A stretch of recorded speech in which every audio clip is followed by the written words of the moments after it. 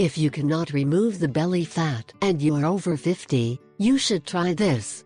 It is a fact that after a certain age, losing weight is becoming more complicated, but neither are we going to say that it is impossible. And the truth is that we all want to look good to feel good. If you've reached 50, you may have noticed that your metabolism starts to take a different pace and food takes longer to become energy and less time to become fat. Beyond incorporating healthy habits and eating better, it is important to pay attention to other factors that also influence the metabolism of each organism.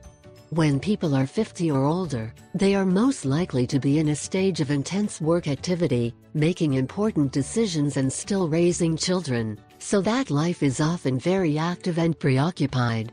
This means a level of stress that even if you do not believe it influences your weight loss. Stress causes you to release a hormone called cortisol that is responsible for the fat to be directed to the abdomen and deposited there firmly. We know that controlling stress is very difficult, but the fact that you understand that it is harmful to your silhouette will make you reflect more in detail on the control you should have about it.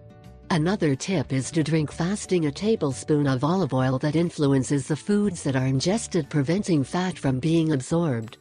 Finally, rethink your exercise routine so that it does not become a routine.